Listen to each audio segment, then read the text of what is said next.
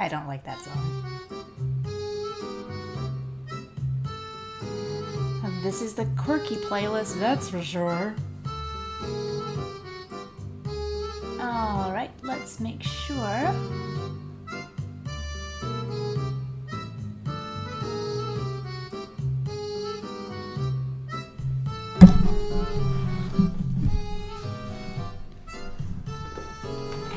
Let's just make sure everything's working. Move the mic a little closer to me. Make sure it's working, everything's sending data. La la la la la la la la la la. Twitch, are you up? LinkedIn is online. Periscope online. Facebook is thinking about it. Picarto online, and YouTube is online as well. And Facebook is still working. Alright, I'm just gonna get on started. La la la la la la la. Well, welcome everybody. Hey, Cliff and Pepsi Man, welcome. And Weird Cartoon Kid, hi. And hi, Donnie. And welcome back, Charlize. And No Parking Berry, greetings. And Sister James, and Phil Ox, you need cheering up. We all do, buddy. What can I do to make life a little bit happier today? I'll show you what I'm working on. That's one thing I can do. Bop, blop. Wow, it's almost like that was timed. So I did a children's book a couple years ago called Behind the Little Red Door, which was a really fun little project. And I did a lot of animated GIFs just for fun to go along with it as well. But it was done in collaboration with State of Georgia, Georgia Pre-K, and so 80,000 Georgia preschool kids each got a free copy. And it was really, really cool. Oh, I have a copy right here I can show you. Whoa!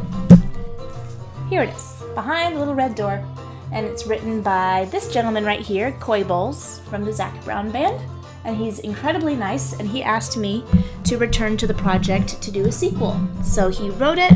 It's a cute story all about colors, and I'm struggling to finish it because this quarantine made a childcare difficult thing. So Nate is on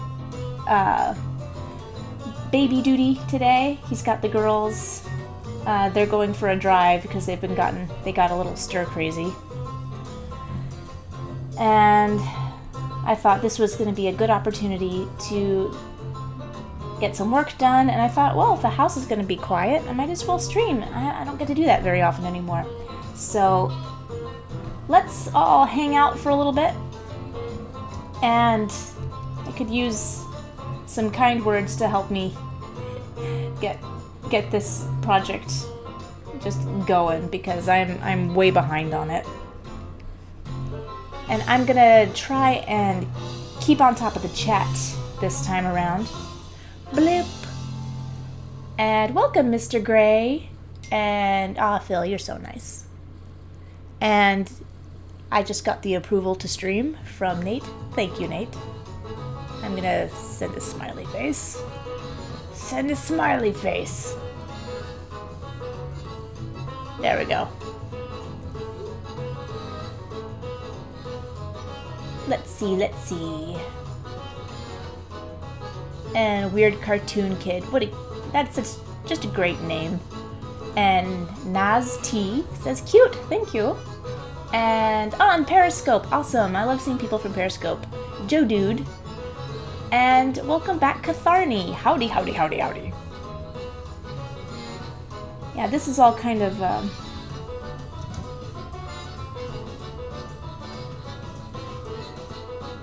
Western sounding music.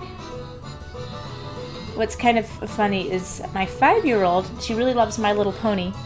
And what's great about My Little Pony is that all the main 6 have pretty distinctive speaking styles, and she's starting to do like really good voices. So some days she's like, I'm gonna talk like Applejack today. So that we talk like Applejack. That's her favorite one so far. And sometimes she's like, I'm Pinkie Pie! And it's very screechy and high-pitched. I like Applejack better. I think it is a more successful impression.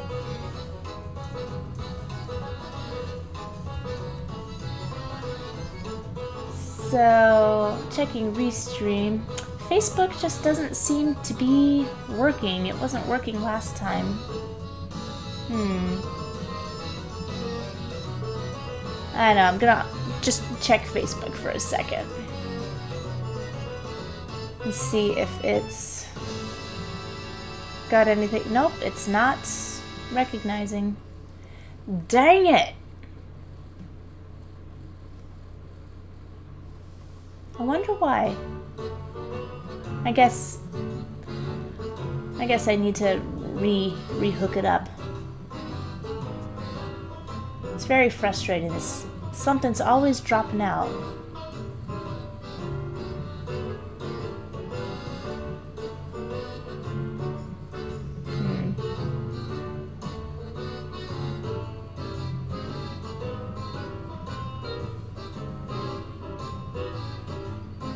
Oh well, I guess I'll try to fix it next time.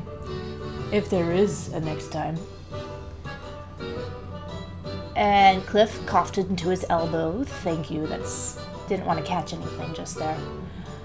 And Cliff says, these are a thing now? I don't know what you're referencing. Let me look.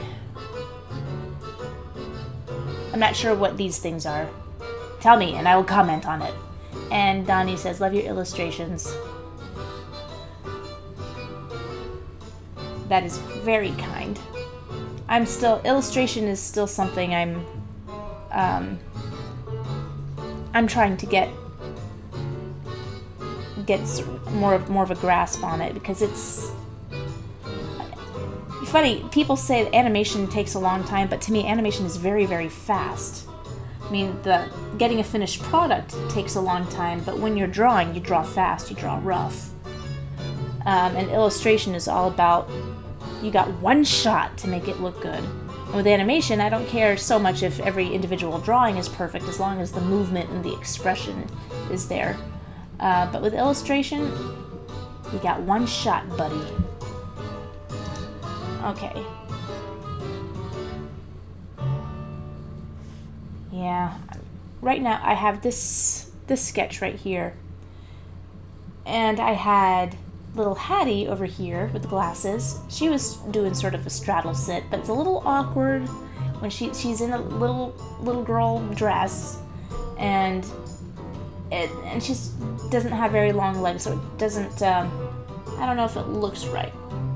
Maybe I can cheat her legs a little bit longer, and that'll do the trick.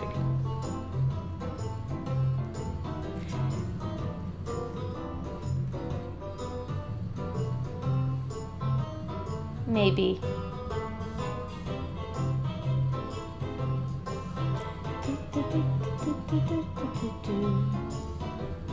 Or I was knocking this back and trying different sets of legs.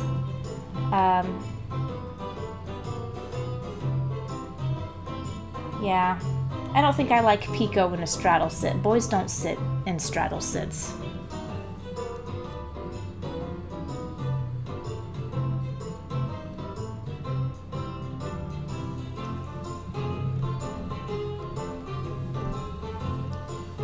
So I think I'm just gonna figure out. Yeah, and I was changing him up because I didn't want his position to be too similar to Hattie's position. These are the things that make this take forever for me.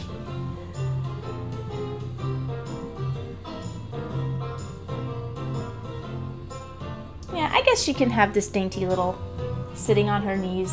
It's not that similar. I think it'll be fine. I think it just looks a lot tidier. And she's kind of prim and proper. Yeah, that'll be. That'll be fine.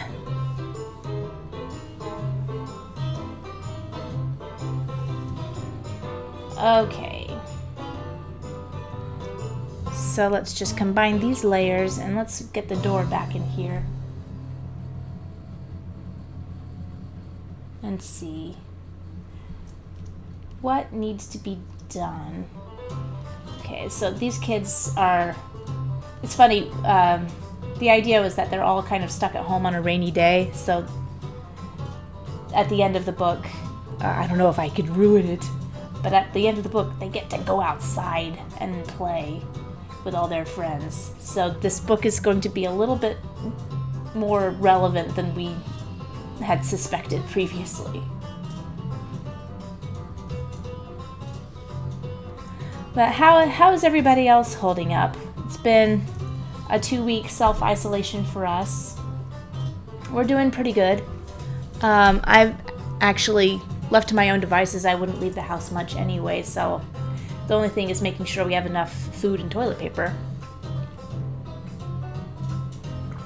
And Phil Hawk said, Facebook be like, no. And Facebook be like, no a lot. And, oh, we've got Fenrir. Awesome, welcome. And No Parky Berry says, could you please, a little advice for artists who want to publish a book showcasing their artwork, like what I did. Oh, okay. Like a mini portfolio book. Well, yeah, I liked using this self-publishing website called Blurb. I used, it was like technically a pamphlet. That was the option I chose. I think it was like pamphlet or something. It wasn't like a hardcover book. It wasn't their book option. It was a much cheaper option. But you don't have to use Blurb. There's lots of online printers, and the quality is great. I guess for the most part. I don't want to speak for all of them. You still have to do your due diligence. But I would say don't spend more. I'd say spend less than $5 per book, because these are things that you're going to be giving out. So imagine that it's just cash. And what amount of cash would you feel comfortable giving out to strangers? Like, if you gave like $1 out, you like 30 strangers, I'm like, I can deal that. I can give $1 to 30 strangers. If that means that's sort of an investment that these strangers might come back and offer me work. But I wouldn't go more than $5, because then you're like putting in a lot of money, because you're probably going to be giving out dozens and dozens of these books. So look for a price point that's less than $5. Mine, with a discount, the first time publisher discount, was about $3.50 or $3.75 per book. So look for a price point at about that level. And for quality, you know, it might not be the greatest quality, but it'll get the job done. Just make a book that's entertaining to look at, full of your absolute best work, and get like a decent publisher.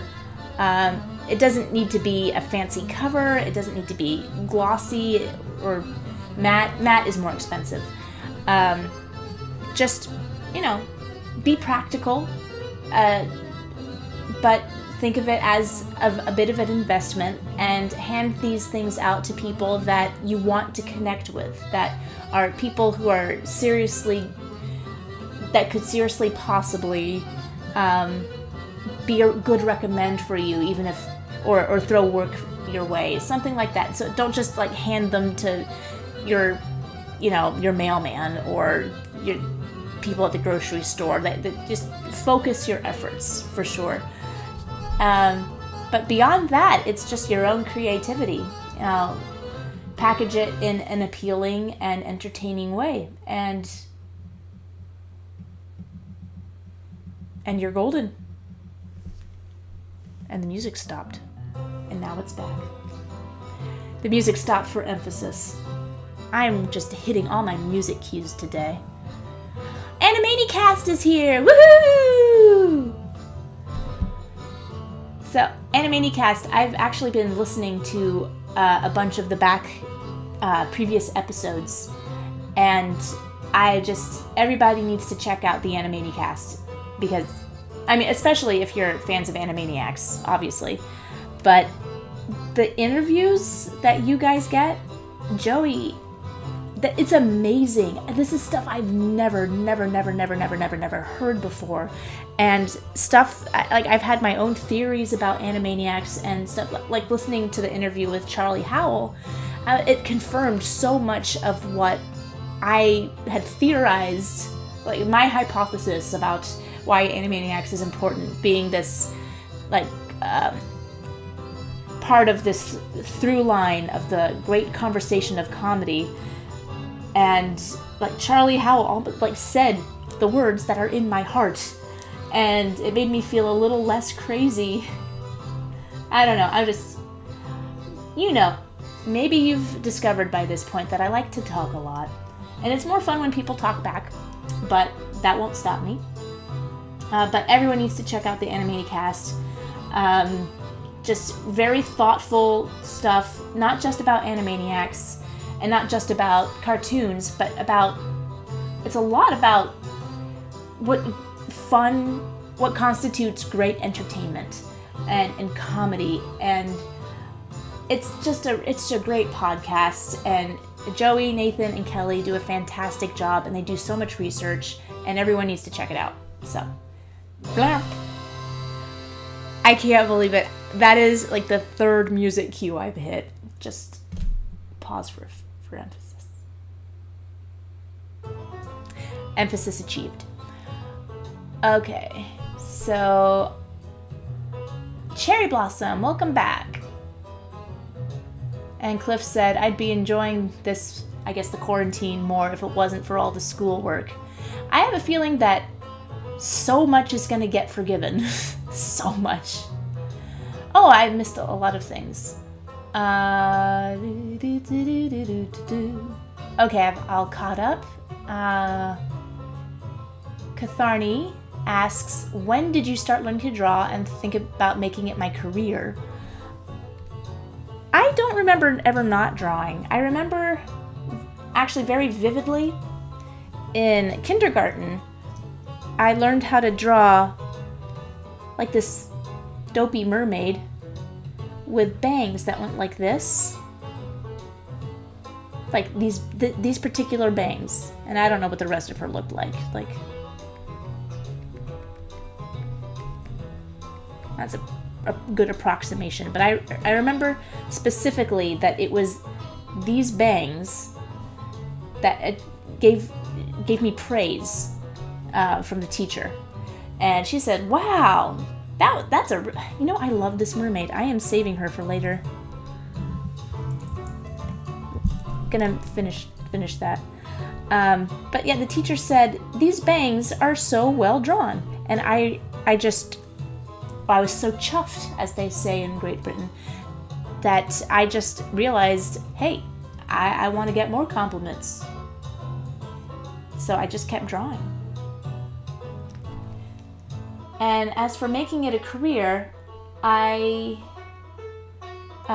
just decided to make it a career once I realized people got paid to draw for a living. And I realized that at about the time of Animaniacs, when I was about 10, that this was something that people actually got paid to make. And I thought, why would I do anything else?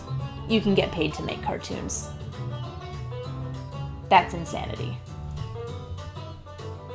Totally insane-y, you might even say. Okay. Alright, well, I've got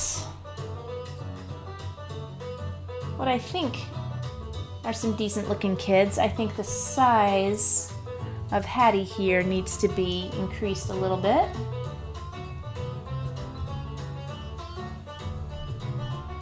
And Pico, in the first book, I called him Ricky because I love Lucy so much. And the author, Coy, says, can we change his name to Pico because it's kind of like a cute little joke he has with his daughters. And so in my brain now, his name is Pico Ricardo, which I think is an awesome name. And that, my friends, is the nature of collaboration. All right, I'm going to change from the Kyle T. Webster's animator pencil, to, what am I using to ink? Ballpoint pen. Yep, the ballpoint pen, Kyle T. Webster.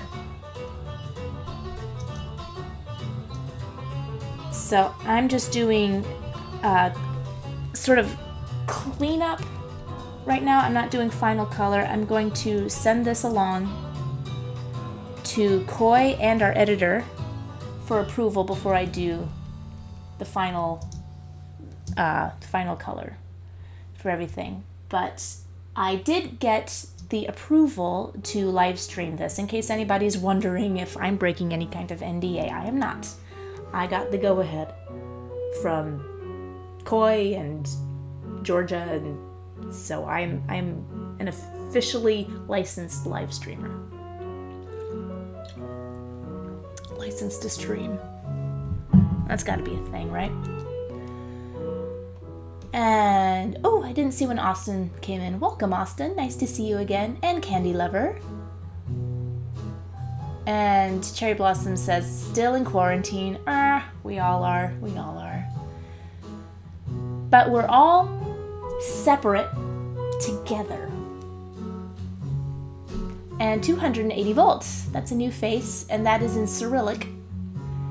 And I can't stand a mystery, so I'm going to copy that and paste that.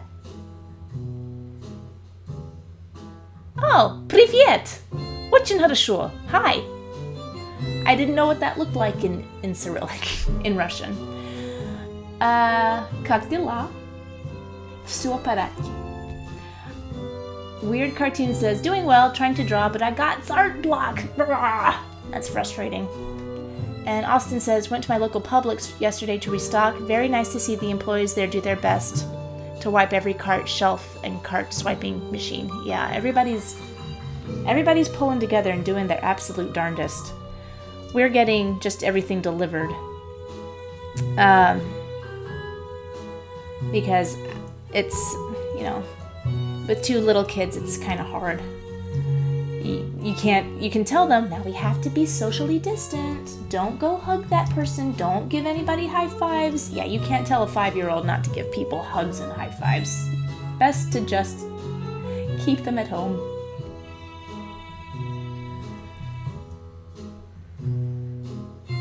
But things are going to get a little bit easier. It was just kind of funny. My husband, the aforementioned Nate, he was working on a show that was supposed to have an end date in a couple more weeks.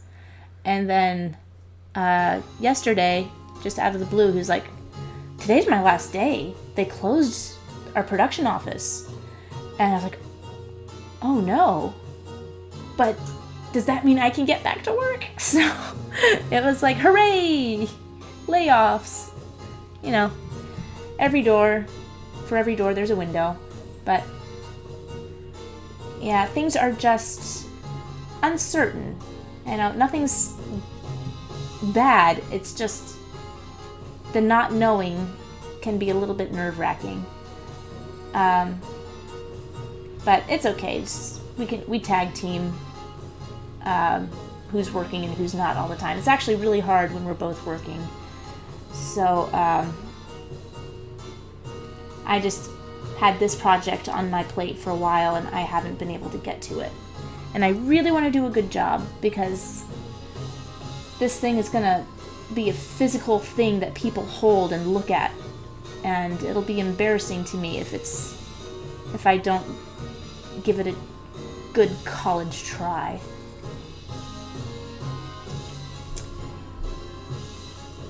And 280 volts said something else in Russian.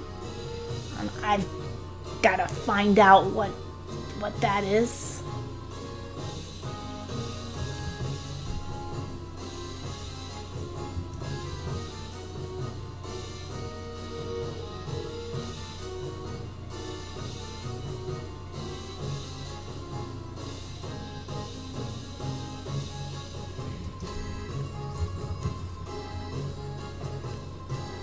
Oh, he said that I paint beautifully.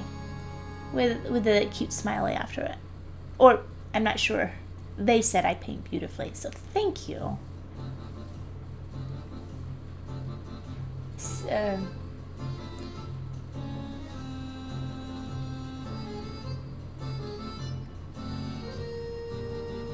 And No Parking Berry says, appreciate the advice, I think about the mini portfolios. So, yeah, let me know how that goes. I just think that mini portfolios are a lot more effective than just business cards. Which you should also have, absolutely, for sure, but they're just so easy to lose. And I know after a convention, I come home with like a stack of business cards and I don't have any place to put them. And it breaks my heart, but I do throw away most of the business cards I get. Like, even if I just save the contact information, I'll still throw away the card. But a book, I don't throw away books.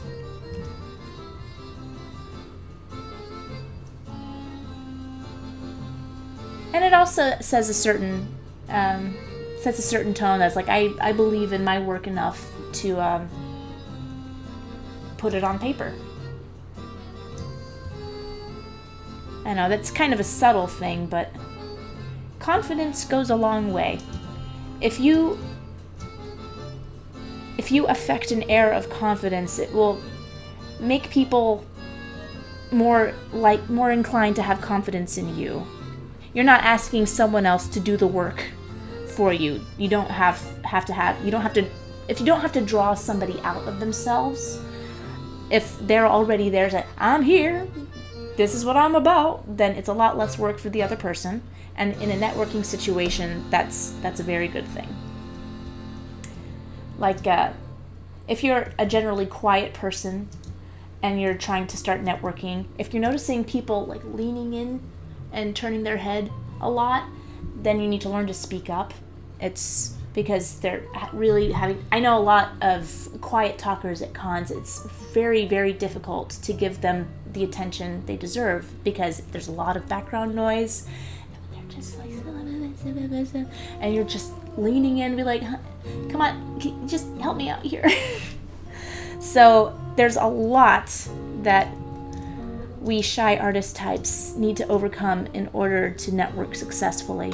And it's, whoa, Fluffcopter subscribed again. Hey, can't stay, but just wanted to mention the YouTube comments are showing on the Discord for some reason. Yeah, I turned that on so that everybody can see what everybody else is saying across all the channels. Is that annoying? I don't know. I thought it would help if everybody could see the conversation as I see it, so everybody knows that who I'm addressing and what I'm addressing. So I'm trying it out. It's a new feature. Let me know if you hate it and I will turn it off. Or let me know if you like it and I will continue to try new things and make the experience better for everybody. And what's up with the whole watercolor camera thing?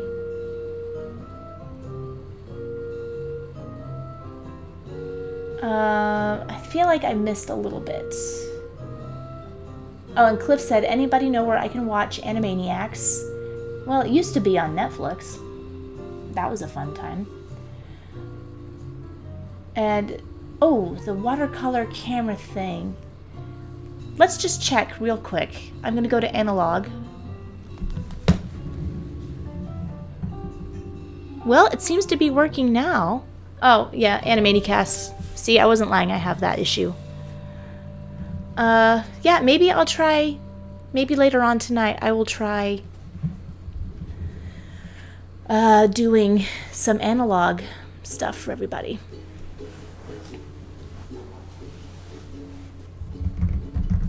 And Weird Cartoon Kid said, the music is really on my side today. I know, it's nice when a song comes together, isn't it? And Katharni, let me know, was that what you meant with the watercolor camera thing? And Alana on Periscope says, hope I'm not late. You were right on time. And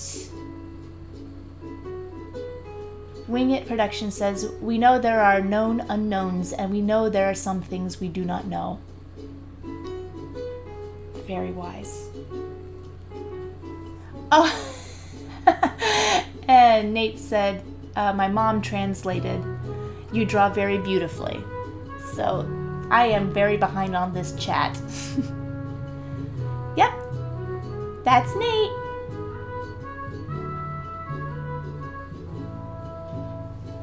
And Fluffcopter says the problem is flooding the Discord channel. Maybe just keep it on Twitch and YouTube. I don't know if I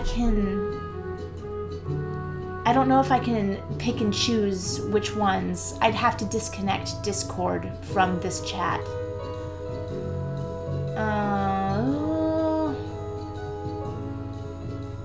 But outside of Discord, it's okay.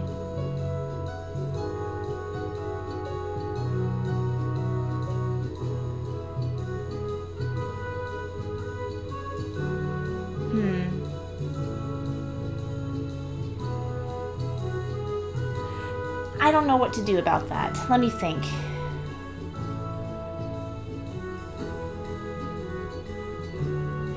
Because it has been a problem with people not knowing who I'm talking to or what question I'm addressing.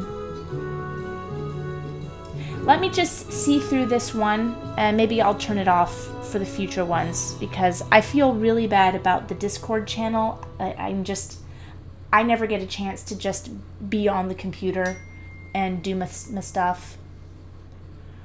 So I've neglected the Discord server. But I'm happy it's there, and every time I do check in, everyone's really nice to each other and sharing and drawing and animating, and I really love that. But I don't want to do anything that would make it annoying to be there. So maybe I can change the setting real quick.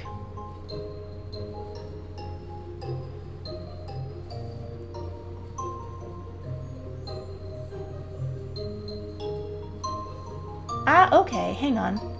I think I can turn that off.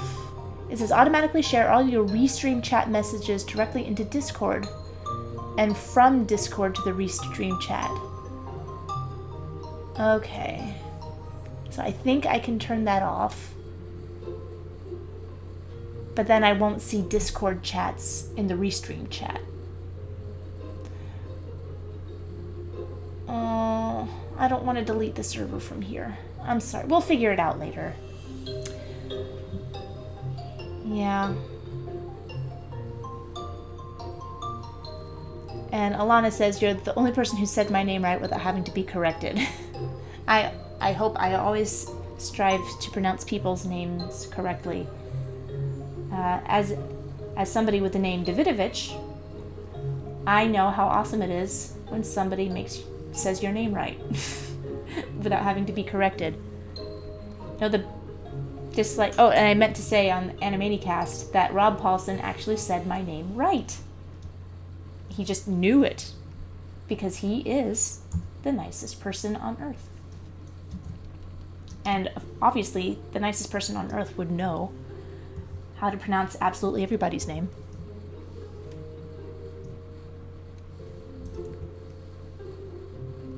Okay. Yep, okay, so the two things I gotta tackle, the Discord chat and Facebook being very persnickety. Like, super persnickety. I think it was persnicking on my last stream as well. Yeah, thanks Fluffcopter. Thanks for bringing it to my attention. And okay, I'm catching up on the chat.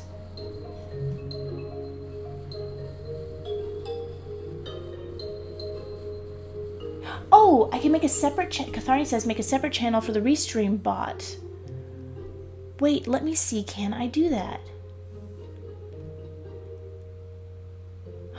I can. Okay.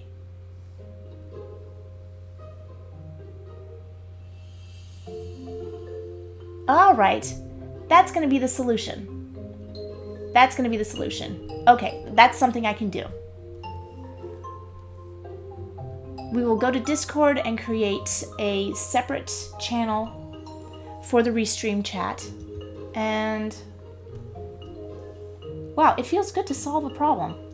It really does. It happens so rarely. Let's catch up. And Nate said, yep, separate channel was my thought too. Why? I just got to catch up on the chat. You all solve these problems long before I do.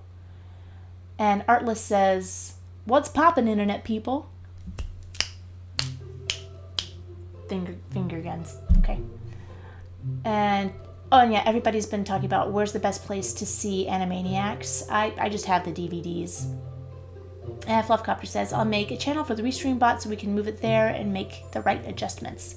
Yes, yes, yes, yes.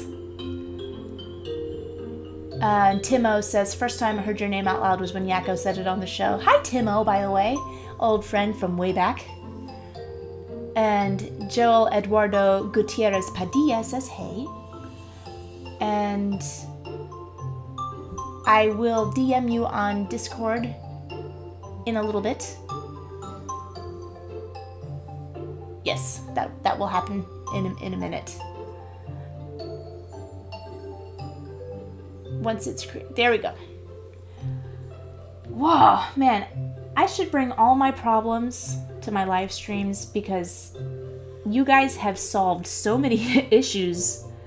Things that I don't know. Look, even if it's just to figure out that there is no solution, just knowing that there is no solution is in itself a solution, because then I can let that dream die in my heart. Like the super chat stickers. I wanted to find out how to do customizable super chat stickers. Turns out, not possible. But luckily that was not a deep and desperate desire of my heart. Just would have been a cool thing. So now I'm doing the paper. I wonder what they should be drawing.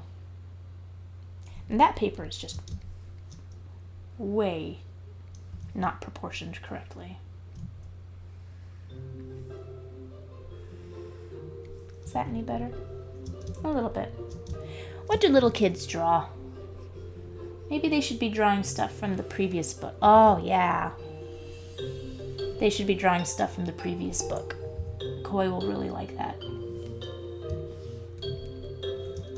Okay, is that enough crayons? Like, kids and crayons. There's never enough. Okay, so. Alright, Pico. Hold still. I'm gonna clean you up.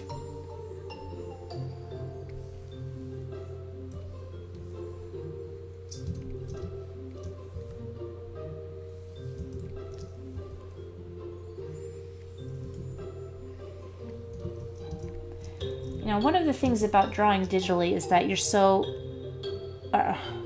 there's a great temptation to zoom in as far as you can go. But for some reason, it's not great to do that. Because I find that I really lose sight of what I'm trying to do. I lose sight of the drawing as a whole when I'm too zoomed in. That's how I could have a paper that is way out of proper perspective.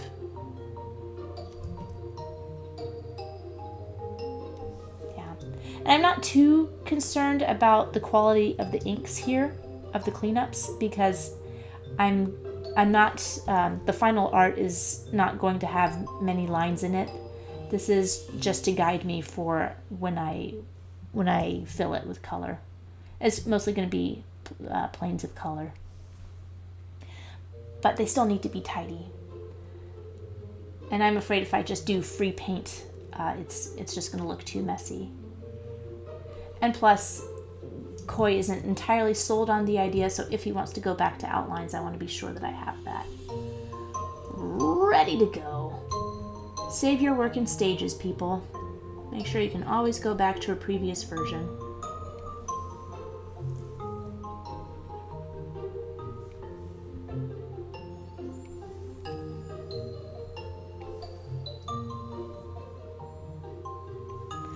Okay, drawing through. Whoop.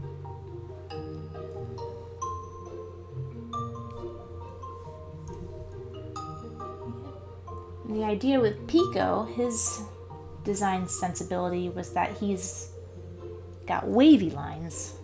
He's made of wavy lines, and Keely's made of circles, and Hattie is made of half moons. Okay, this is getting a little ridiculous.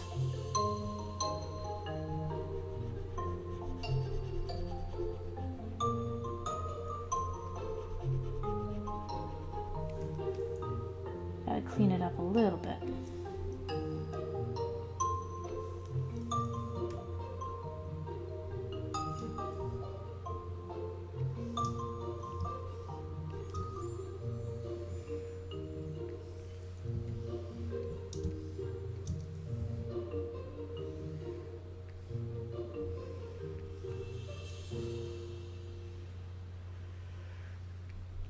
All right.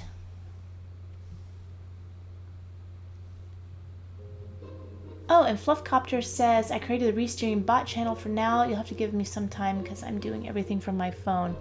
You get nothing but admiration from me. Restream bot. I see it. There we go. Settings changed. Teamwork. And let's see. And Joel Eduardo says, I hate Disney.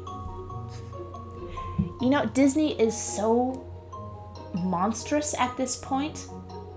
There's a little something for everybody to hate.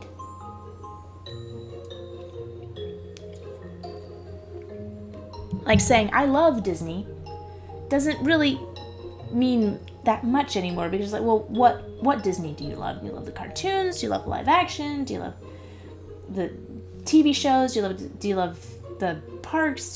Do you like the merchandise? There's just so much, and every property is so different, or at least there are a lot of different properties.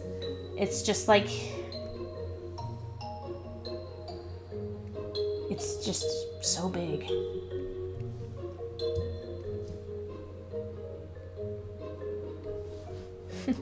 Disney, something for the whole family to hate together.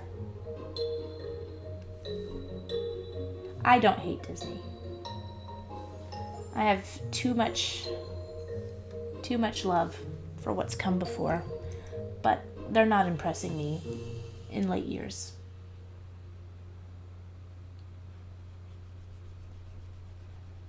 It's like they looked at me and was like, you know what, Joe? We just don't like you. Go away.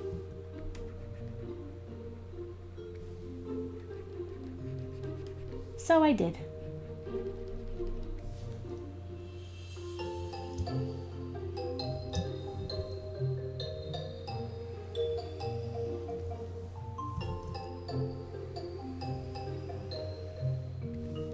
Now, I've been rewatching a lot of Disney movies lately because we have set up for our 5-year-old a little nook with all of our old VHS tapes and a little TV that has the VCR built into it. Really, really cute. Got it for $7 at Goodwill.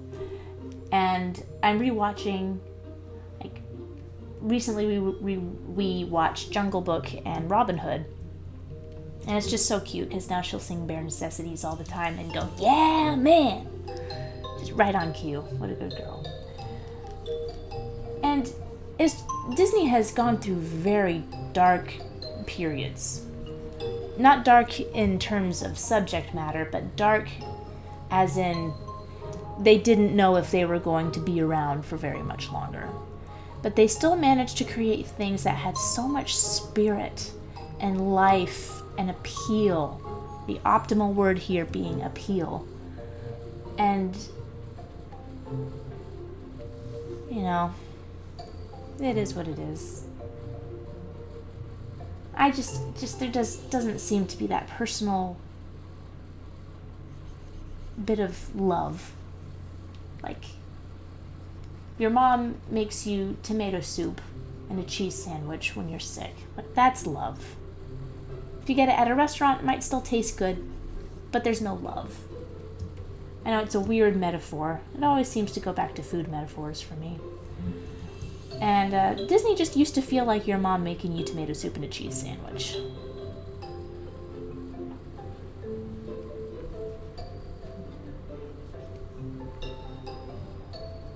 And now the movies sort of feel like they're being delivered to a drop-off point by drone in a special parcel locker in like at a train station or something. I don't know.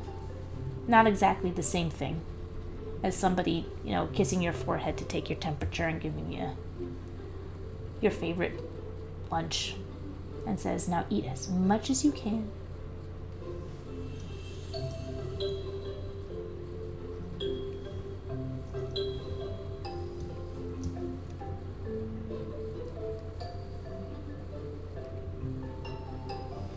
You can tell that I'm paying more attention to my work because of how stupid my words are. Like, if I'm ever talking on this live stream and I'm making a whole lot of sense, you can be sure that I am not getting any work done.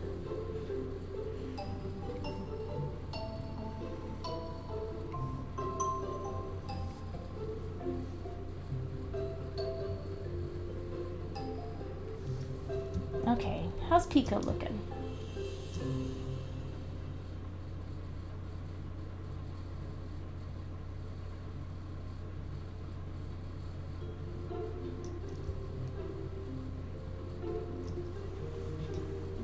This part is bothering me a little bit. I think this has all got to come down.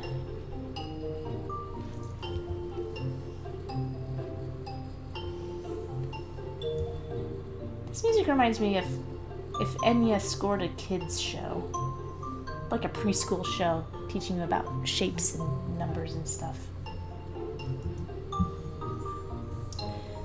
This is the color green. We are so happy. La la la la.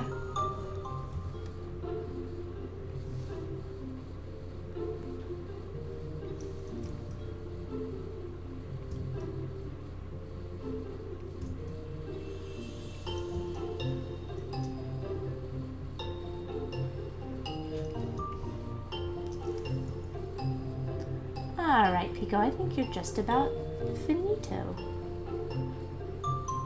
For this stage, anyway.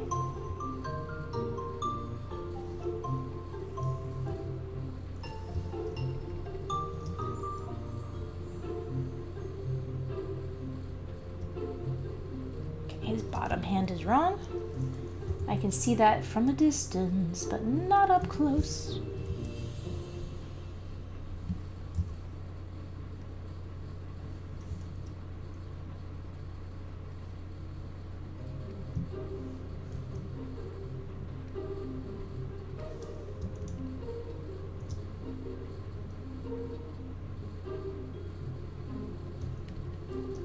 Maybe the sleeve needs to be...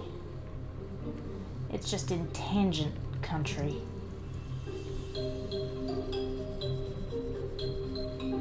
Better tread carefully. You're in tangent country. Don't cross our path.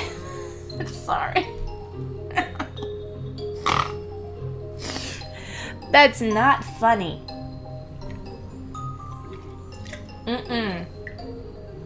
Nope. No wordplay here.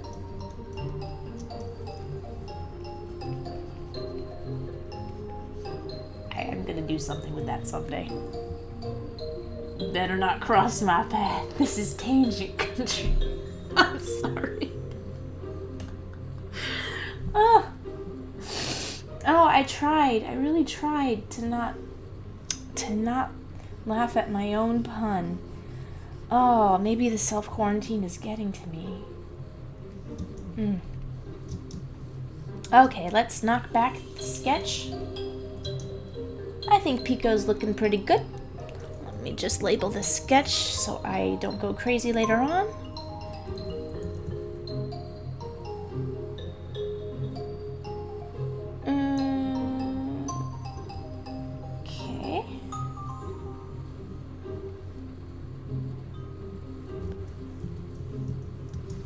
this is gonna be Keely. Alright, Keely. Let's see, how many loopity loops are in her hairs? Oh, she doesn't have loopy loops in her hairs. Okay, I am again referencing the book because I cannot remember how I draw these guys.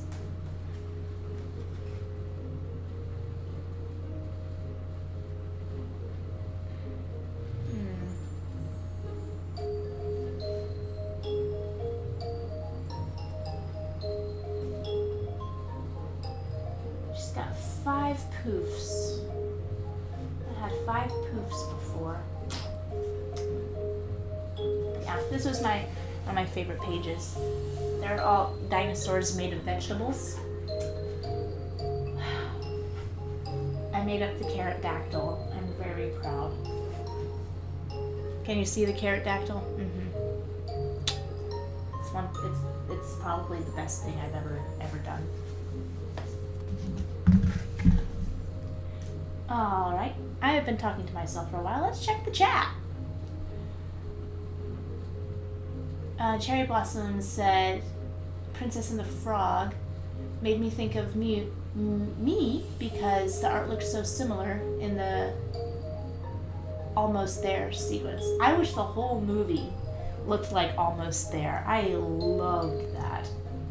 Like, Princess and the Frog is sort of a strange movie because I think the whole movie is almost there.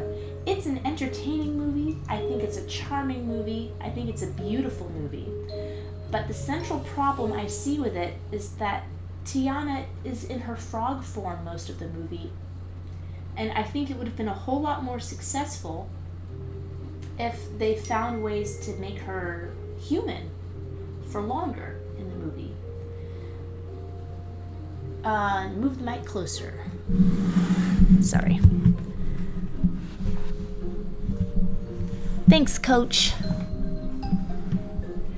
Yeah, I think that if they had found ways to make Tiana human for longer, and also if there was more stuff with the villain, with the Shadow Man, Facilier, I think his name was, because he's a great villain. He was lots of fun. And I loved all the voodoo sequences, the color and the music was just great. I just think they spent too much time in the swamp as frogs. The adventure needed to have more of, there was like really good stuff that they just needed more of. And then I think that it would have done a lot better. But as it was, you have Princess and the Frog being compared to Tangled, where you have a princess like in every frame of the movie. And Tiana made a really cute frog, but that's not as marketable as a princess. And I know as a little girl, I would have much rather have seen a pretty princess than a frog. And if they had just figured out, like there's, I think when Ray is singing about Evangeline and it turns into this love song, and the frogs are dancing with each other, when Tiana Frog and Prince Frog are dancing with each other, they could have done a dream sequence or some sort of fantasy interlude where they're dancing together as humans, and had like a minute or two of them,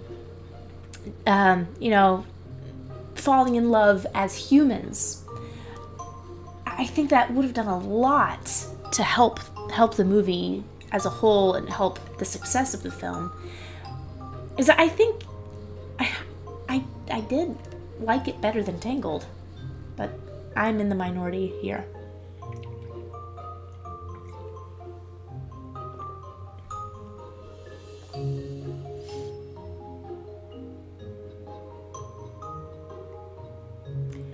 And Timo says,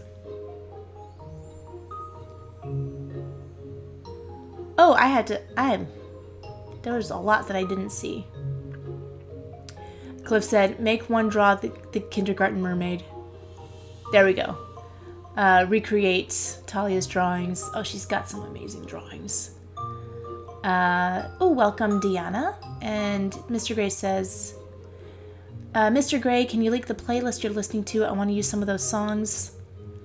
It's all on Epidemic Sound. And it's not really, I don't know if it's a playlist. I'll try to link to it.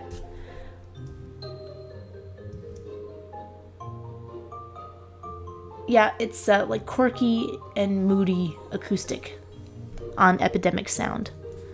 So I hope this works for ya. Posting now. And where am I? Oh, Cliff says fear I'll have to continue my life as a pirate. What? I missed that part.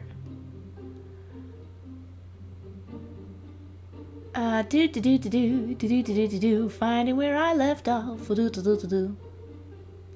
Oh, Nate said recreate one of Talia's drawings. Oh, of course. You can help me pick one out. And Alana says, you probably get this question often, but what is your favorite Animaniacs episode? Oh boy, that is a loaded question.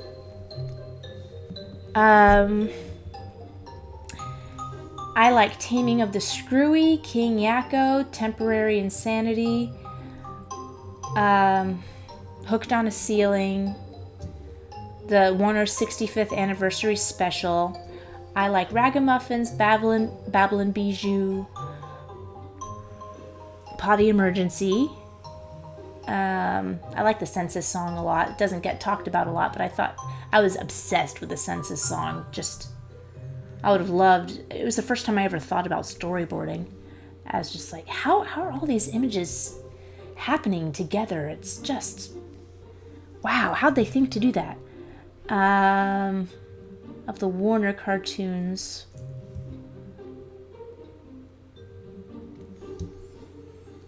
Gosh, I just have so many favorite episodes.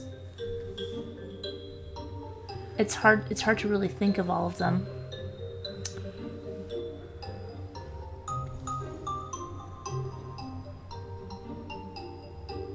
The Warners and the Beanstalk, Sir Yaks-a-Lot, Christmas Plots, Take My Siblings Please, Baloney and Friends, Karaoke Dokie, Macadamia Nut. I'm just trying to think of the ones that I rewatched the most. And then there's all the like Slappy cartoons. I love Slappy, Woodstock Slappy. I got your can. A present from Santa Slappy. Let me guess. Could it be a can?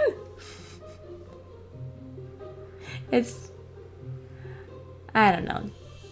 There's something about some of the line deliveries that are just so burned in my brain that certain words can only be said certain ways. The buttermilk interstitial. I can't remember if it was a cold open or not. Where Slappy's doing the makes a body better milk ad, but with buttermilk.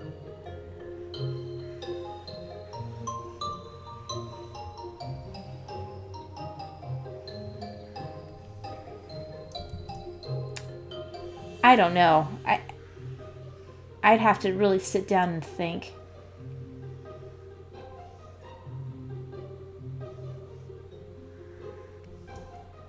Oh, La La La, L-A-L-A Law. I liked that one a whole lot.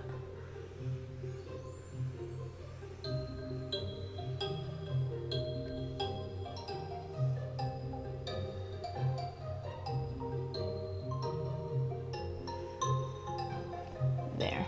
It just seems like too many hair floofs.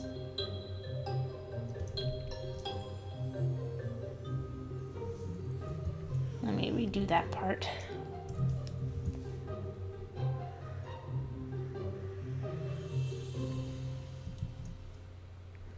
I don't know. I'm not saying every Animaniacs episode was fantastic. I'm just saying that there was a lot that was fantastic. And when it was fantastic, there's nothing better. Oh, Plain Pals. I love the safety video on Plain Pals. Oh man.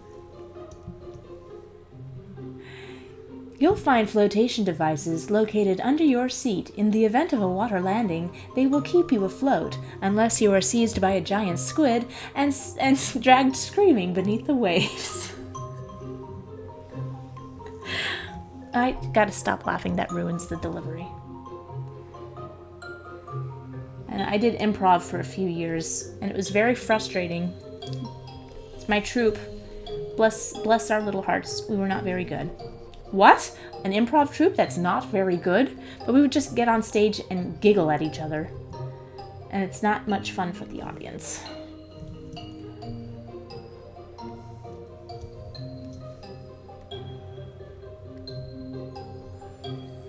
Yeah, Nate can tell you. When we were dating, I made him come to every show. And then we got married and he says, do I still have to do this?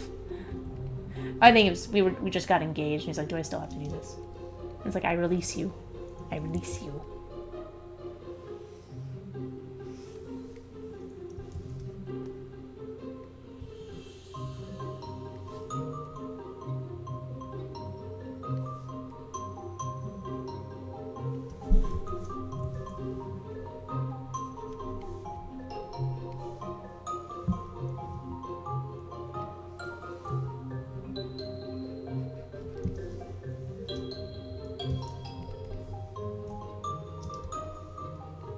Okay, Keely's shaping up nice. Oh, I need to get to the bottom of the chat again.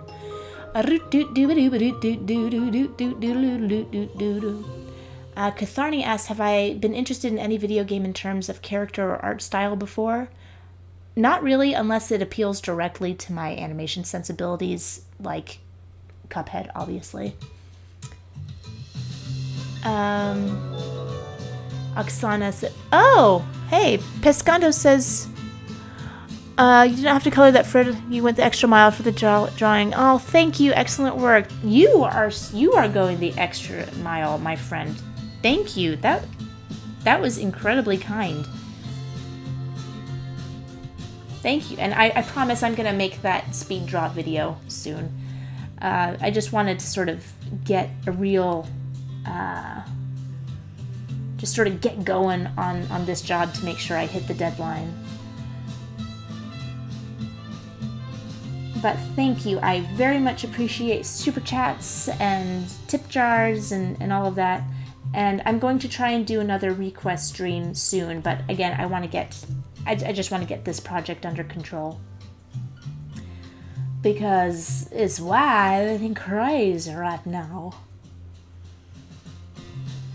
I am really, really cheesy right now. I feel particularly made of cheese right now. Yeah, I think it's because I don't often have too much adult interaction, as in having conversations more than blue, green, round, square, you know.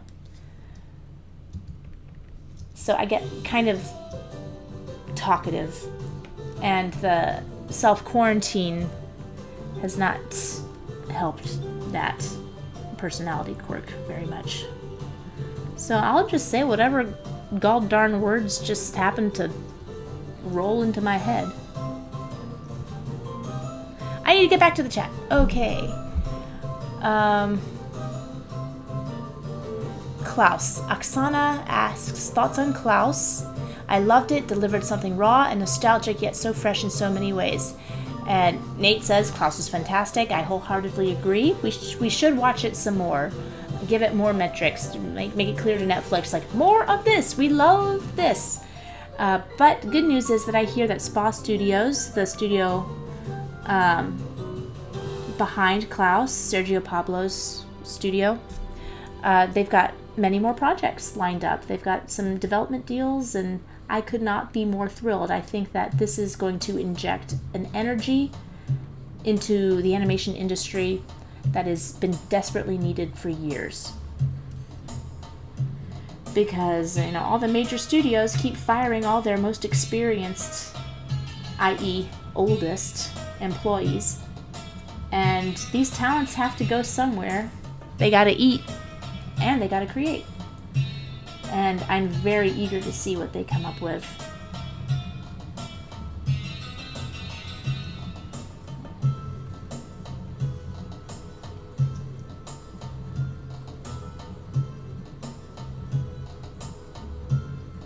Okay, these crayons are getting pretty sharp.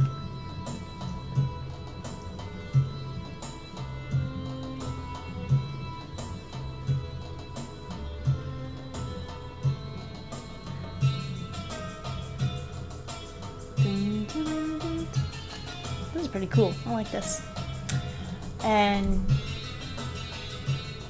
Joel Eduardo asked, what was I laughing at? Probably something very stupid. And yeah, love of Klaus. And Cherry Blossom left probably 10 minutes ago, if she's still here. Thanks for dropping by.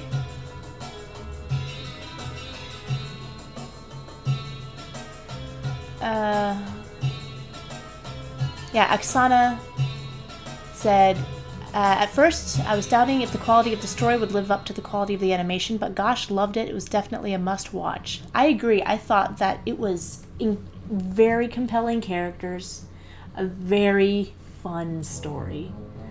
I have a particular love for things that can give you stories and movies that have a magical feeling without actually invoking magic. It's tough to do. Like, my favorite kind of ghost stories are stories that don't really have a ghost in them, but it feels like there's a ghost somewhere. I can't give you an example, but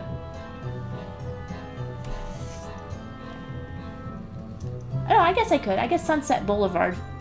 I guess it's technically a ghost story because the main character tells it after he's dead.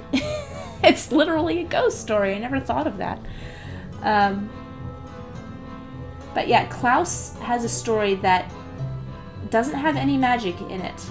Like maybe though, like maybe at the end, we're not sure what's going on.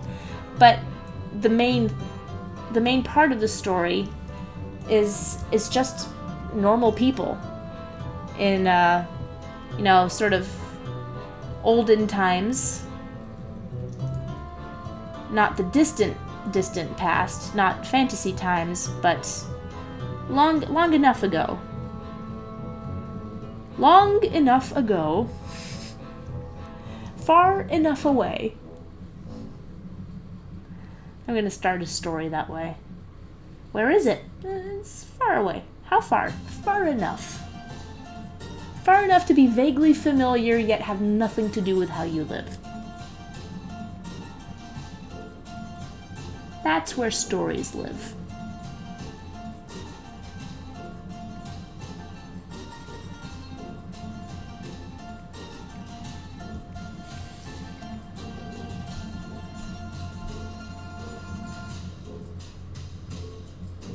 And Timo says, only thing I really liked about Princess and the Frog was that one swamp song.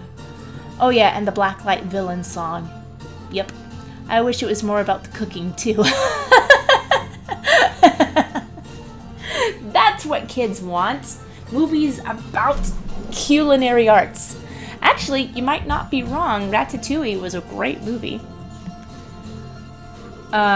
Cliff said, my life as a pirate first to pirating cartoons, which I've unfortunately had to do quite often.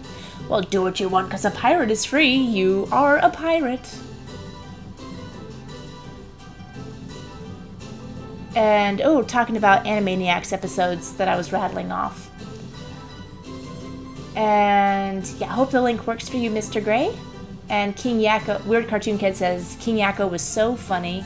Yep, what's great about King Yakko is that it's a pretty close parody of the Marx Brothers film Duck Soup, but you can still enjoy it as entirely its own thing, which Animaniacs parodies did really well. There's so much of Animaniacs that I laughed my head off to as a kid. Then I realized that they were parodies. Oh, hello, Nice Warners. A great one. I think I had a vague idea of who Jerry Lewis was at that point. But it wasn't until a few years later until I realized how phenomenally brilliant Paul Rugg was as Mr. Director. In this scene, you are the famous archaeologist Illinois Smith. You're about to grab the ancient Bowl of Surprise. Still my favorite Indiana Jones parody.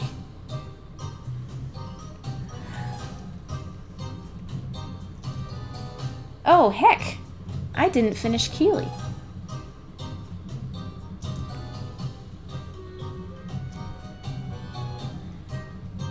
Okay, you know what I'm going to do? I'm going to separate all the paper and crayons into a different layer, because I think this will save me some sanity. Crayon. And Pico also has some crayons.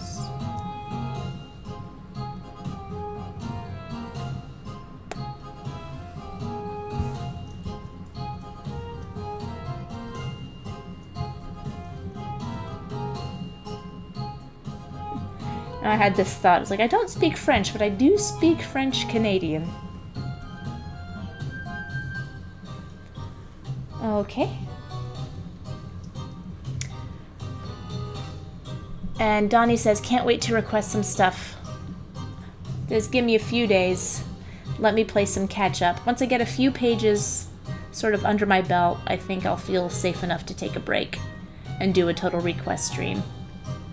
And you know what? This time I will try to plan it so that people can join. Probably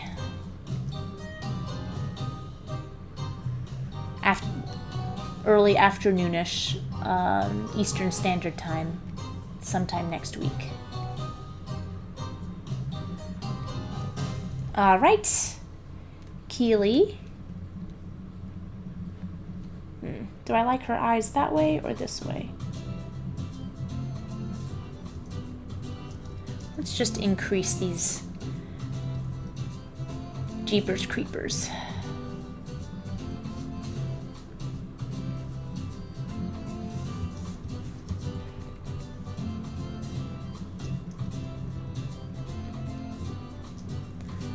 Here.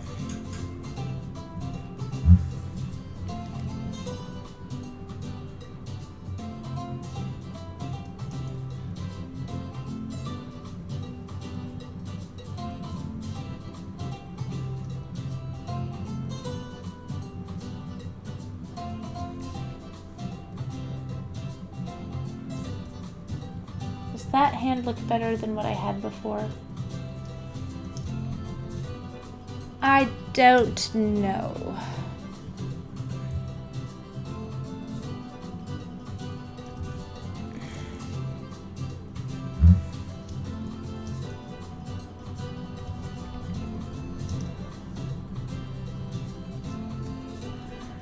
All right, so let's move on to Hattie. Hattie.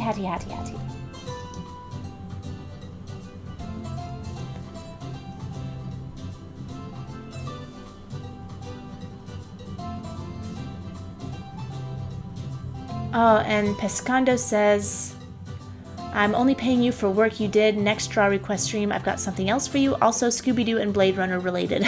I can't wait. And Joel Eduardo says 4 times 4 equals 16. Not sure what that's a reference to.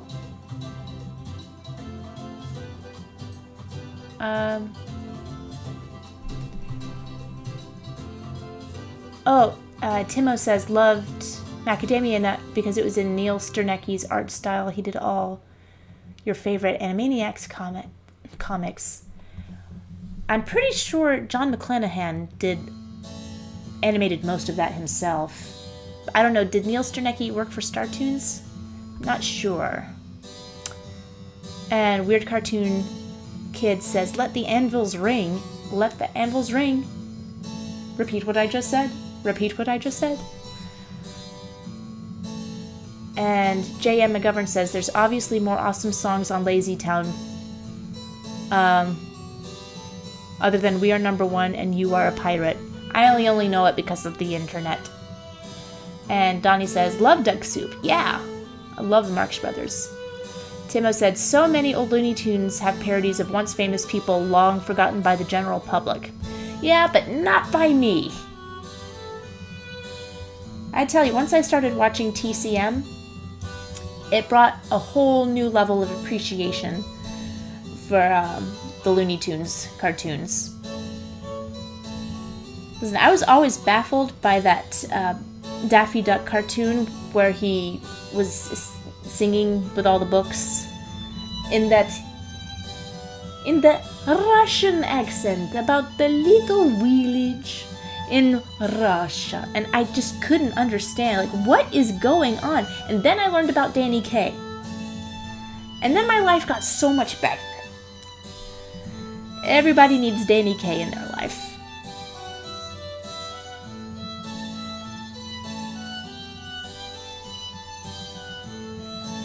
You know, it's funny because Looney Tunes, they're always held up as the gold standard of wild and crazy cartoons. But when you put them in the context of the 1940s, 30s and 40s, all of popular culture comedy was like that. Like, radio was surreal. It was so much fun. And, I don't want to take away from any of the brilliance that was at work at Warner Brothers, but I'll just say this. Looney Tunes and Merry Melodies, they were not anomalous in our culture. And I want to do some sort of video of some kind someday to draw attention to the surreal, off-the-wall, screwball humor that was just rampant during the 1940s. Like, during the wartime, comedy was, like, we don't think of it as being so crazy back then, but there's some stuff that I think holds up really, really well. And, in terms of tone,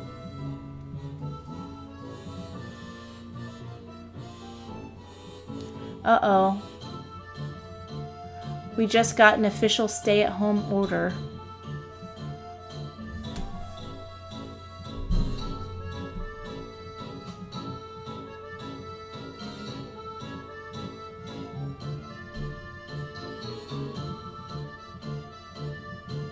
Oh dear.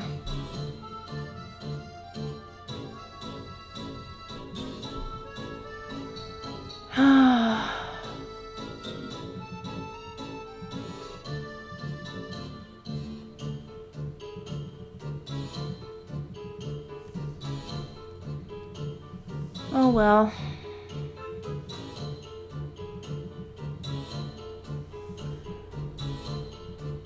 Still in it.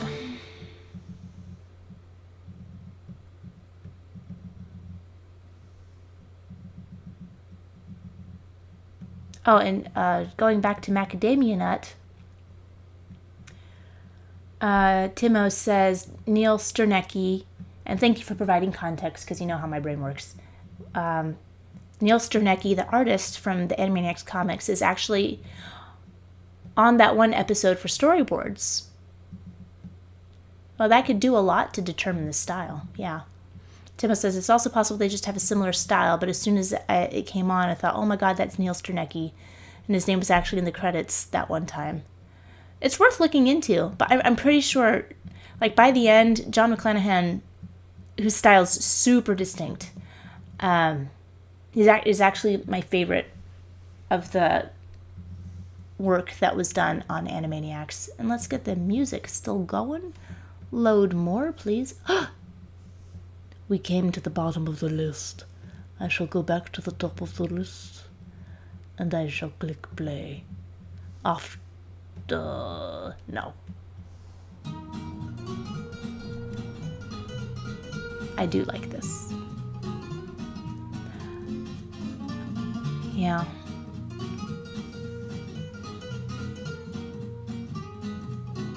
Oh yeah, No Parking Barry, thank you, said the short that I mentioned. It's called Book Review. And it's about Clampett.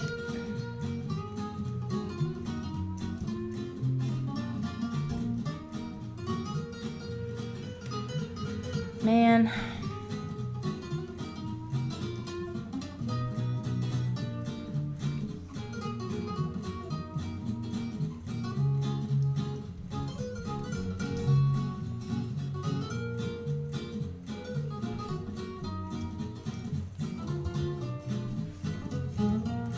I'm just kind of bummed now.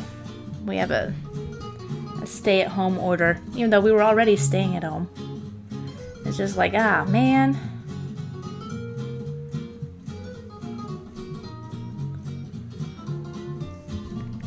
Oh well. We'll get through it. It's fine.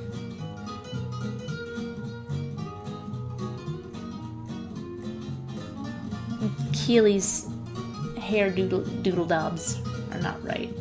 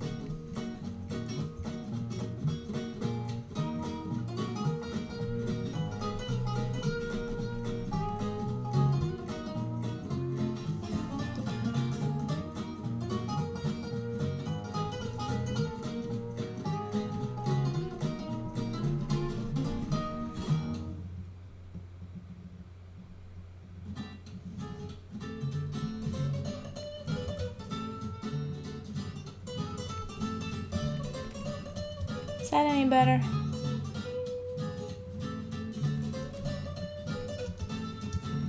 Now I'm just gonna delete this and draw on top of it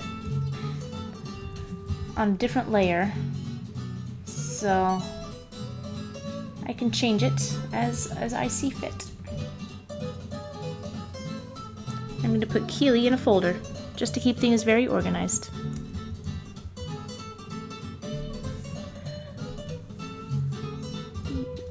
Dooble dobs.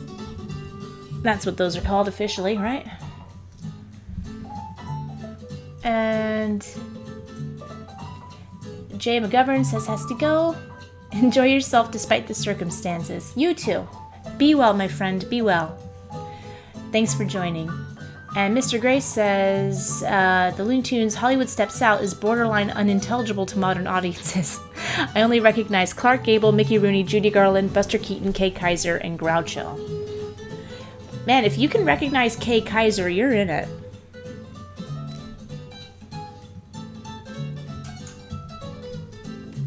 He is not a figure that is still in the public consciousness.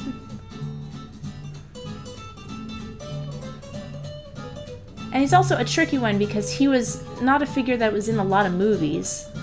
He did a lot of short subjects, but doesn't show up on TCM all that often. So you really have to be into music to know who Kay Kaiser is. So, good job. And I actually don't know much about him. I just know his shtick. But I like the music. I don't consider the Kay Kaiser Orchestra to be one of the top tier bands of the 1940s, but they're plenty fun. I'd say it's like B-list.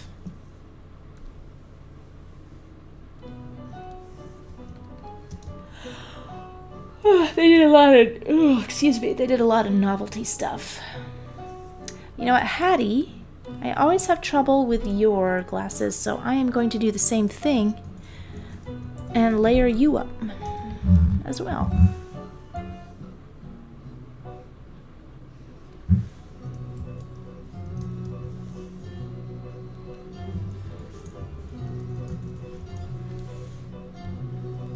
Okay, let's fix this. And No Parking Berries says, my introduction to Humphrey Bogart was through the Bugs Bunny short 8-Ball Bunny. He kept popping up because he was down on his luck. That's funny. My first introduction to all of these film stars was through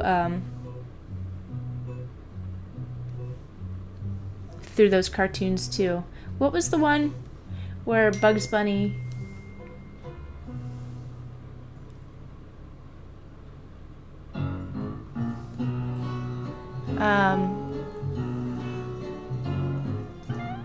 or Elmer Fudd was the waiter, and trying to get Humphrey Bogart's order, and Bogart kept saying, like, baby will just have to have a sandwich. I can't remember what that one was called.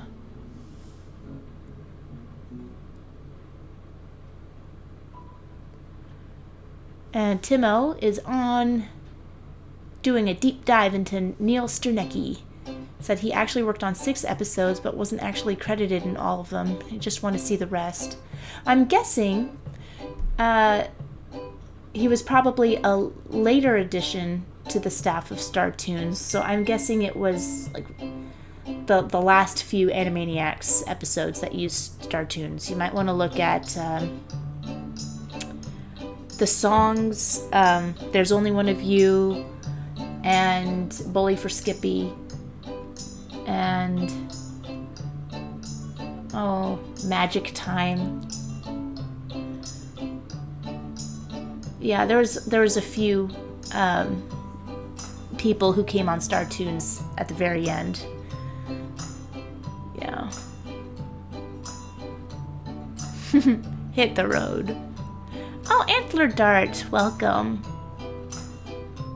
And Katharni said, what happened to the 1930s and 40s songs he used to put on before? Kind of missing them. I miss them too, but they keep getting flagged on YouTube, and it keeps interrupting my streams on Facebook.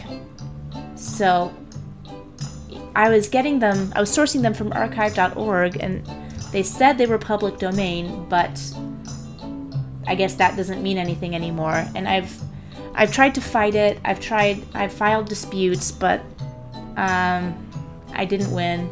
So I just, if I want to have any level of monetization on my channel, I have to use royalty-free music. And it's just, it is what it is. I miss it too.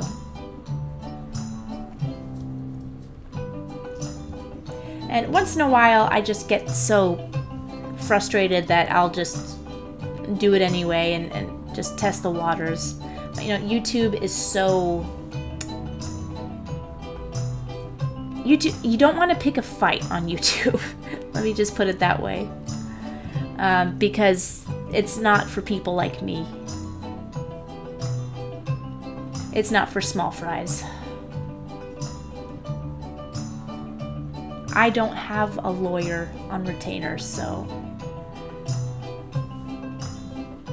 Yeah, when all the COPPA stuff happened, it said, consult your lawyer. I'm like,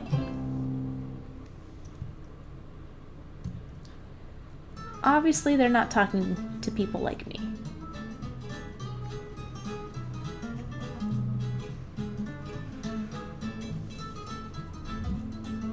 Slick hair, that's what it is, yeah. And Bon of the Dead says, like your overshooting the line thing, I always try to get it perfect and end up redoing the same line like 10 times. Yeah, it's an old trick, drawing through, making sure that you've got some line confidence going on.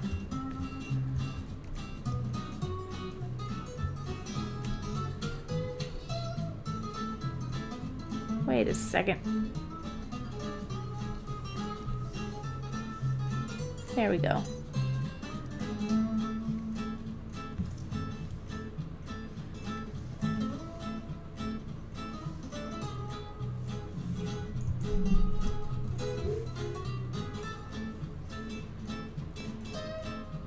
Yeah.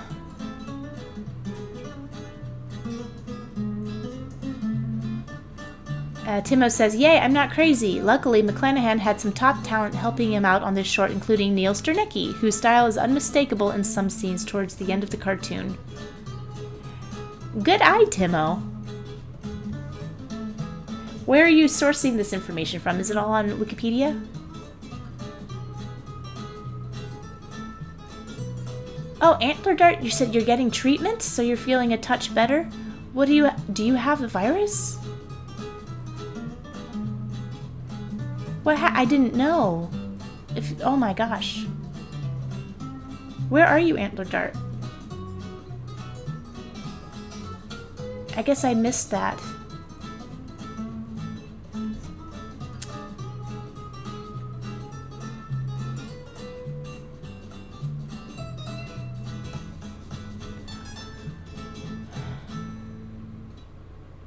And Antler Dart says, need to practice drawing people while we're in isolation. I've been drawing cats like crazy. Now, it is a good time to catch up on like online courses and stuff. I'm still slowly picking my way through my Aaron Blaze classes, but you know, sometimes you just gotta stream. I've got too much I need to catch up on. I've been catching up on the Animaniacs podcast, and also just trying to keep up to date on the news. Like, the news is crazy, changing day to day.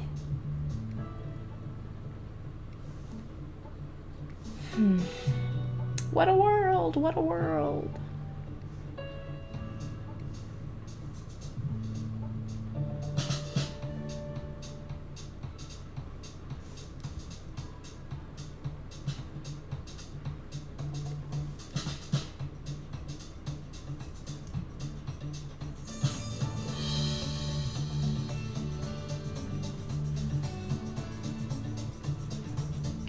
I'm just going to make sure that reads as a crayon box.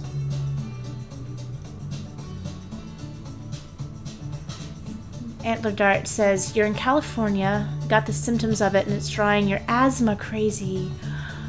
I've had 2 breathing treatments in an hour and all sorts of meds. Oh my god. I'm glad you're feeling better. Oh, please get better.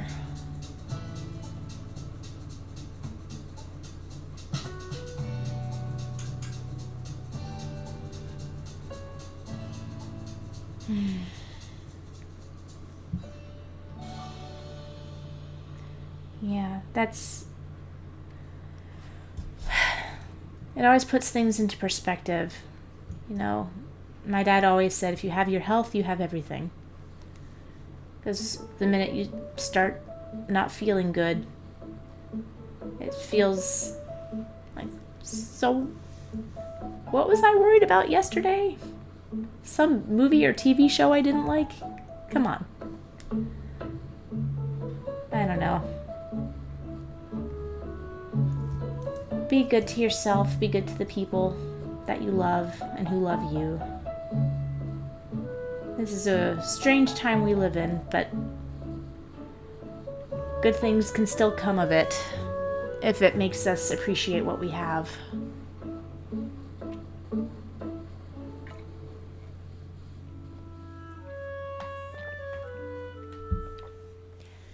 Yeah, oh, and Timo found a Tumblr blog that is an in-depth analysis of every episode. Interesting. Yeah, please do link it in the chat.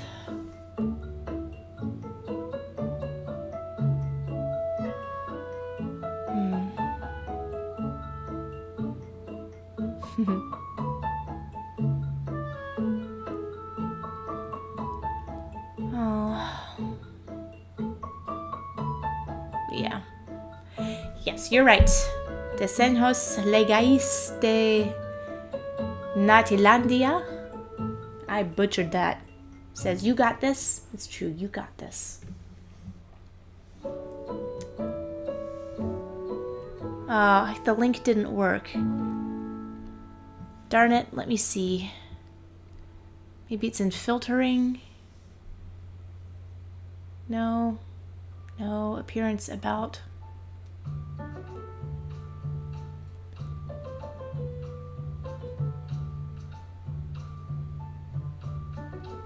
No, I don't know. It should show up. Yeah. YouTube delete. Oh, it's a YouTube thing. Yeah. YouTube deletes random links. So Antler Dart says, I've got to keep an oxygen monitor on because it keeps dropping to 90. My heart rate is 165, and I was like, whoa, chill out. Oh my god. You got this. You do got this.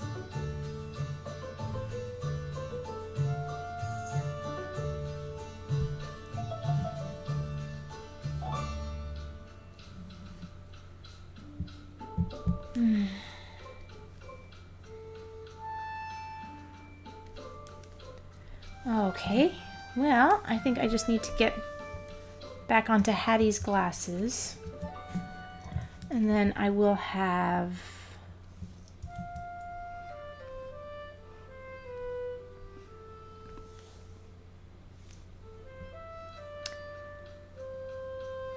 And No Parking Barry asks, any advice on making and presenting an animation demo reel for up-and-coming animators?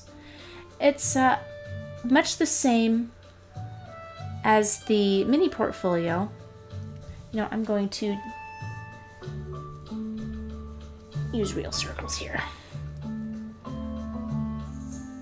Keep it your absolute best work. Keep it short, but keep it entertaining as much as you can. Best work up front. I would say if you're a beginner, novice, about the 1 minute mark is about all you'll need to show your work. And also, if you're, I would also recommend stay away from things that like obviously look like school assignments, like unless they're really really good, like the potato sack and a bouncing ball, like very basic animation exercises. I would leave those off. Make things that look like you made them because you had an idea. Because while it's good to show technical skill, it's better to show personality. That's my personal opinion. But also, you know, if you're creating a reel for a specific studio, just find out exactly what they're looking for, because maybe they are, like if it's a video game studio, they need to know, can you do walk cycles? Can you do run cycles? Can you do things that explode? Find out what would impress your prospective employer. But as a general rule, I would say favor personality and emotion over technical know-how. And again, short, sweet, to the point, entertaining, you can't go wrong.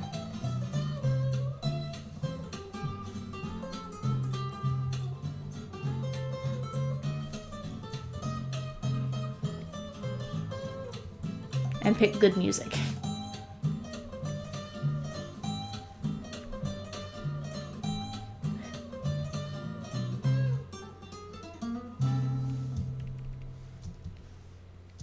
Well, I think I finished this on cue as well.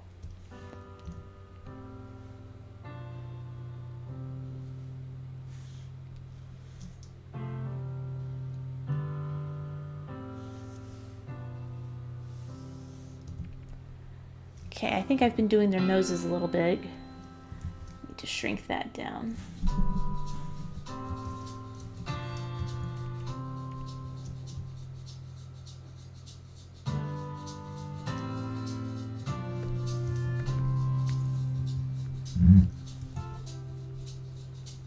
Maybe Pico could be a little bit bigger. And maybe Keely's eyes could be a little bit bigger.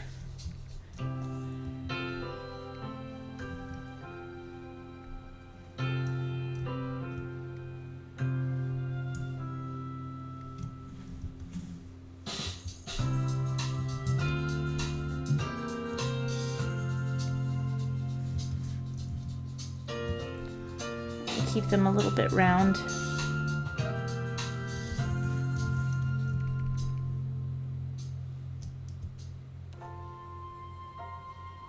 I think this is ready to show.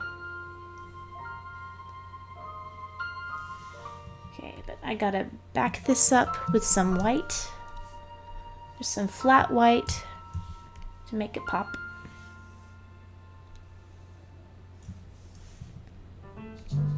And the Doobie Doobs need some flat white as well. Alright, and Pico, you get your own folder too. You get a folder, and you get a folder. Everybody gets a folder.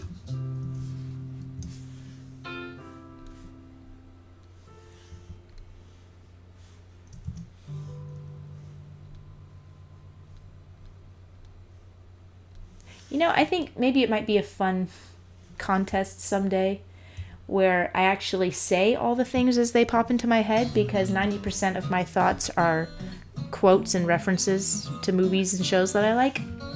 And the contest will be who can guess the most.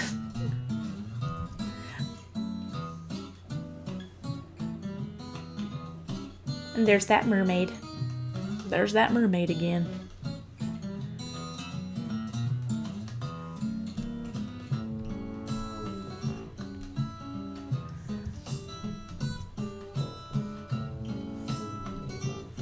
Crayon.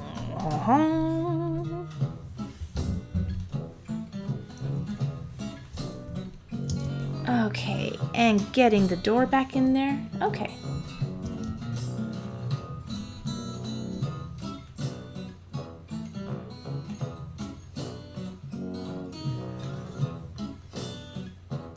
No, I think I think this paper is too much.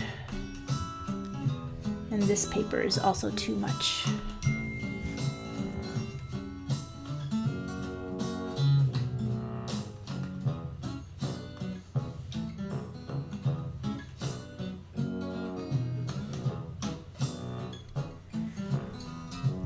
Alright, let's check the chat.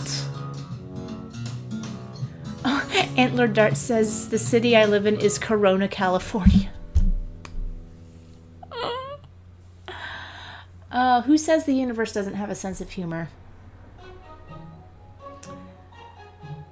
And No Parking Bear says, thank you for your tips. I hope that they serve you well. I sincerely do. Oh, Joel has the coronavirus too? Oh my gosh.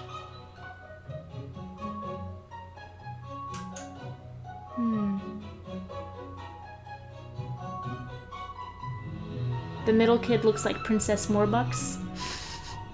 Maybe she does have the same sort of hair poofs.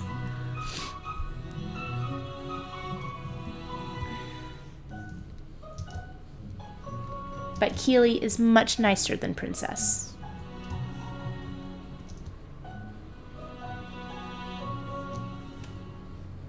Okay. Let me pull this shadow down a little bit. Yeah, that looks like a better... It serves the perspective better. I might have to go over that and make sure it doesn't look wonky, but...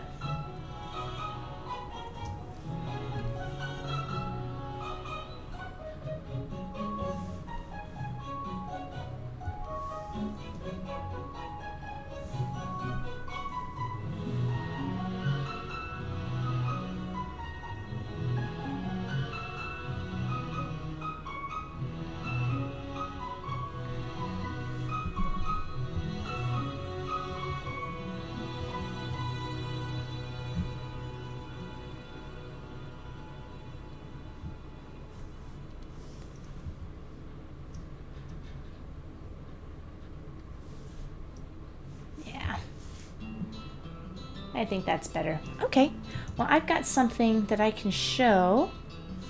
You know what I'm gonna do now? I am going to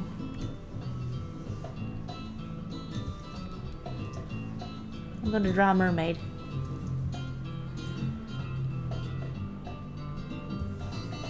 Just as a way to close this out. Do something a little bit fun.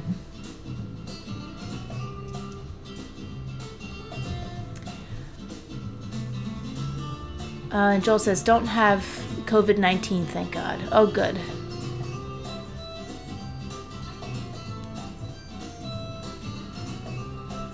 But, I don't know. Antler Dart, I hope you feel better.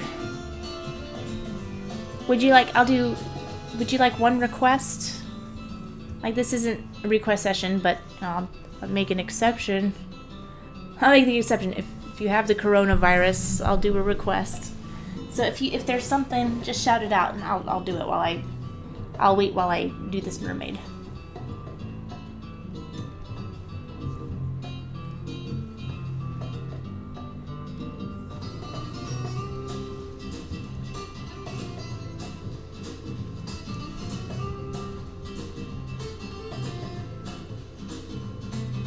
Yeah, this is a cool sketch tool too.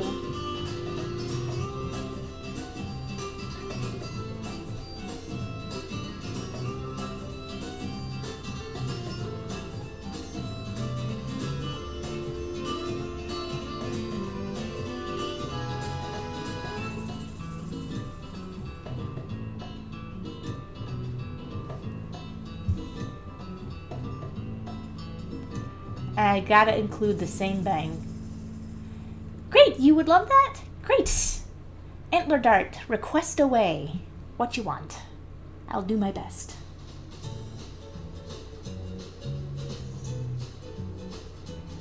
And Catharny says, gotta include the same bang. Oh, definitely.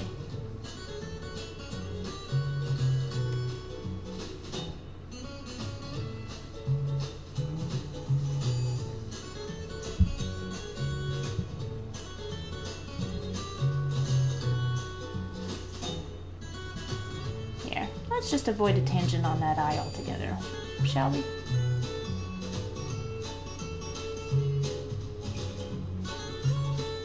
And of course, eyelashes. I loved eyelashes, especially when I was little. Everything had eyelashes.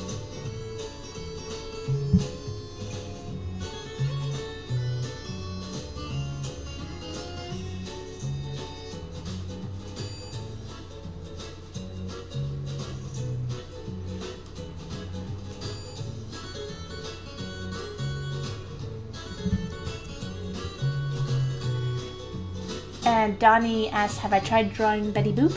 Oh yeah, I've drawn Betty Boop before. Not particularly well, but I have drawn her before.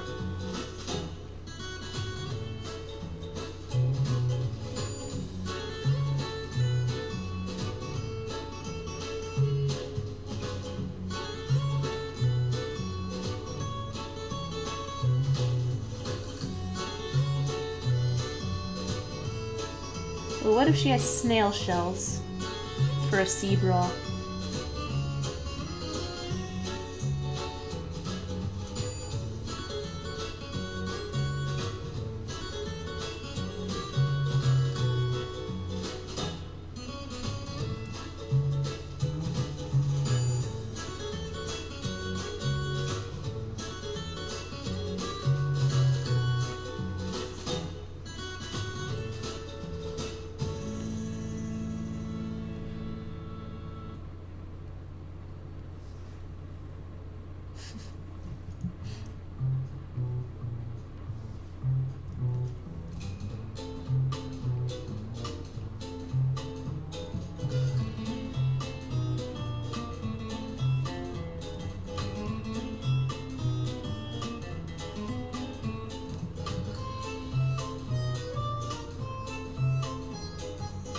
Yeah, that seems like a mermaid I would have drawn in kindergarten.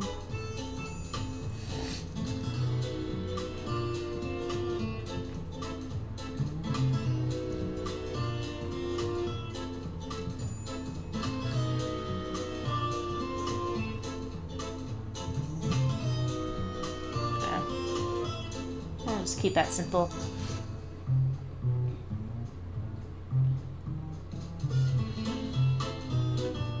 And Antler Dart says, would I do a fox with antlers? Oh, like a deer fox? Like Twig from Hilda?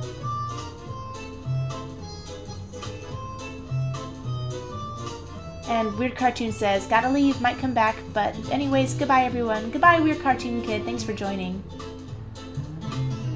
Yeah, and Donnie says, you talk about Twig from Hilda? And,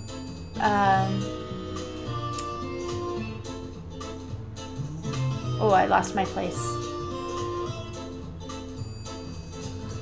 Antler Dart says, I do not know who this Twig is, but now I must see it. Hilda is a wonderful show.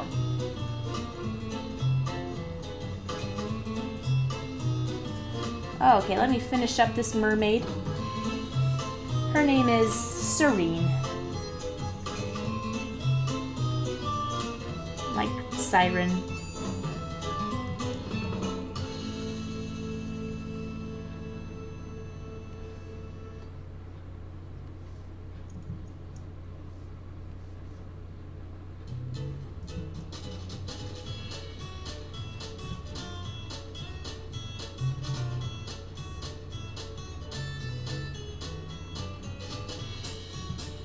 Ah.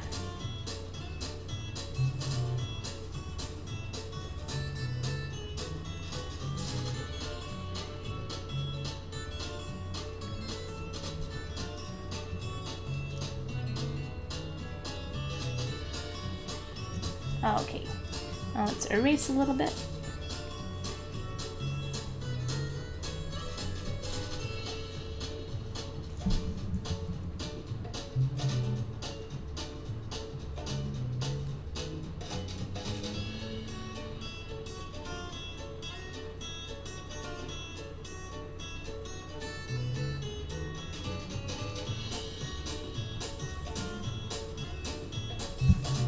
Ooh, racing is just so exciting to watch. It's a battle against the pen and the pen that made the mark previously. Oh, what an interesting stroke, looking at that close up, huh? Oh, okay, so I got my mermaid. What color hair should she have? Other than red, because I don't want her to look like Ariel.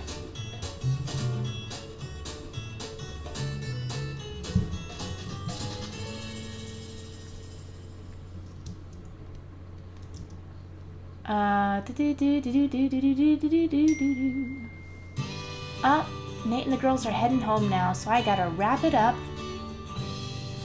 Your Sona is an antlered fox, so I'm gonna get to work on this antlered fox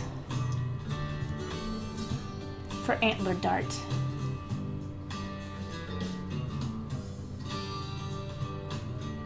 And only now do I realize the word person is in impersonate.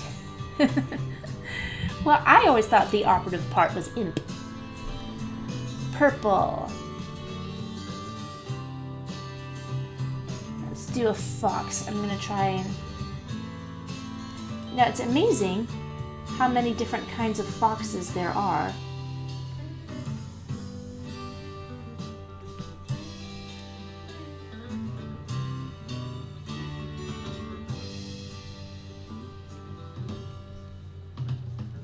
I'm going to do the classic clever fox.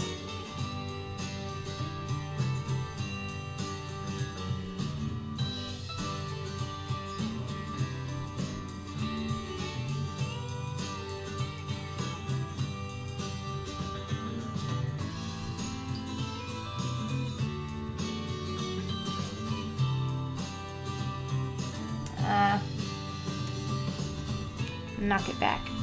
Maybe I do need a sketchier sketch.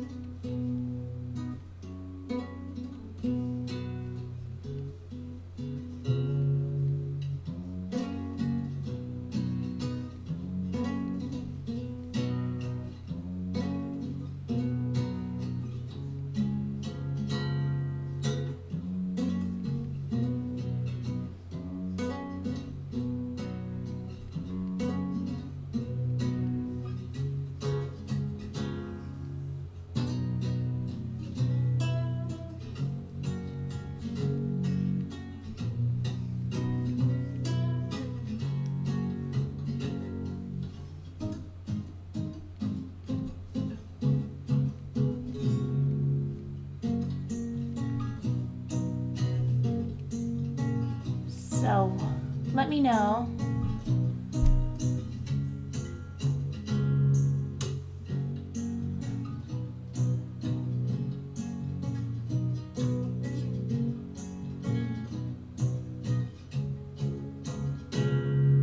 Okay, we've got purple and green hair, teal, green, really blonde.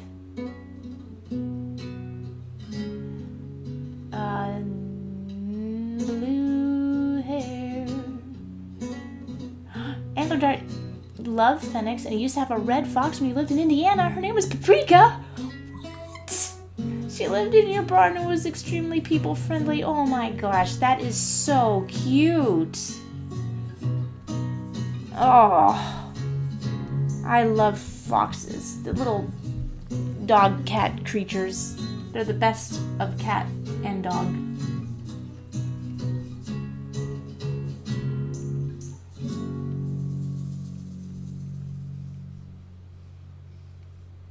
Okay, what do antlers look like?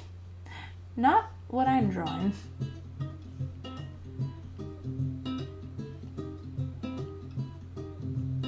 Okay, I gotta look up antlers.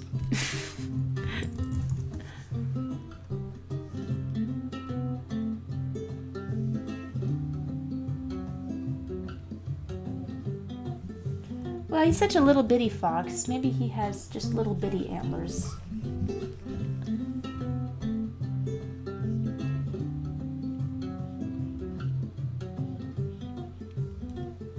There we go. I think that's about right. What do you think, Antler Dart? Your fox brought around her kits, and we called them all different spices, and one was named Frank because your sister wanted it. Oh. I can't. You're just living my dream. I always wanted to make friends with wild creatures and have them introduce their children to me. There's that one video that was all the rage on the internet a few years back about these guys going back to Africa to see this lion cub that they raised, and the lion had a whole pride now and brought all his cubs, and they were hugging and playing. It was just, I felt my heart break in half. I was like, this is my fantasy. I want this.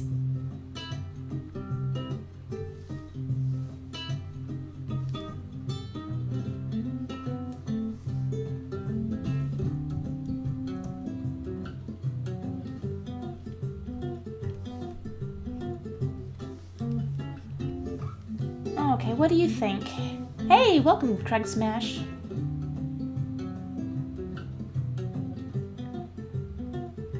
And Timo says, those remind me of the antlers the Grinch put on his dog. That's a good thing, though. Phew, good.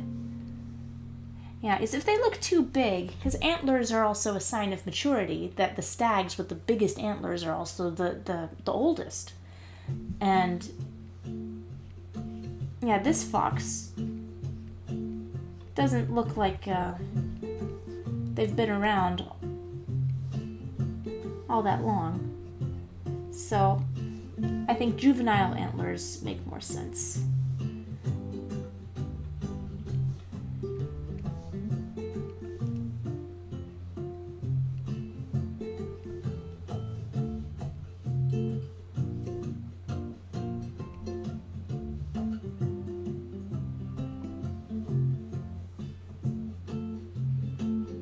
I forget, how are foxes colored?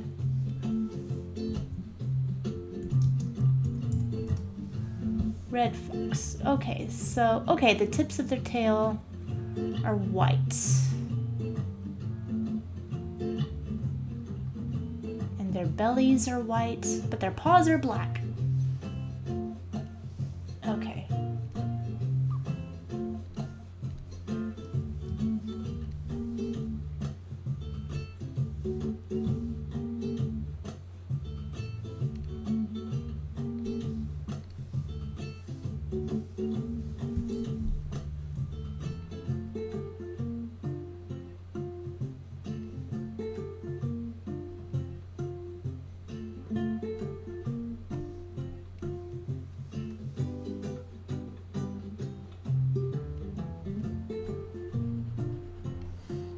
Tips of the ears.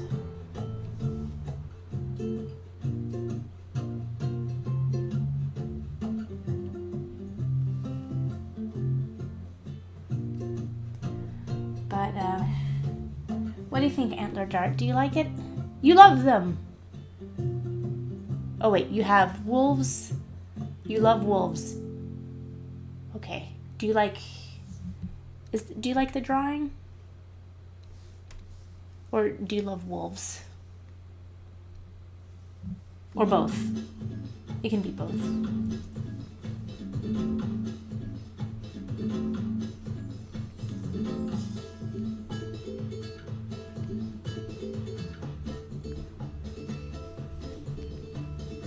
Oh, you're responding to the drawing. Oh, good. Well, oh, it's already 5:15. Okay, so I got a good start on this drawing. But I tell you what, I need to skedaddle because Nate and the girls are coming back and I gotta get dinner ready. So, antlered fox mermaid. Sure, why not? So I'm gonna finish this tonight and post it later on tonight, and you'll have that. And I hope that it'll help you breathe easy and get better. Sincerely. And thank you for subscribing, Colonel Care Bear. My goodness, a high-ranking Care Bear. And I just want to thank everybody for joining me. And Antler Dart, please get better. Please get better. And I will post everything later on tonight, hopefully, or sometime tomorrow. I gotta stop making promises. I can't always keep them. But I hope to catch everybody next time, sometime this week, once I catch up on my work. Oh, and I started let's see, I'm gonna do /support and see if this works. Nope.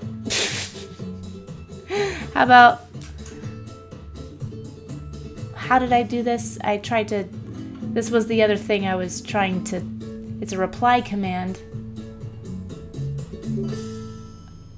Okay. Let's see if this works now. There we go. That's good. I gotta learn how to do all these things. Bye everyone again. You're all wonderful. Stay safe, stay healthy, wash your hands. And I like what we came up with earlier. We are all alone and isolated, but we are isolated together. We'll see you later.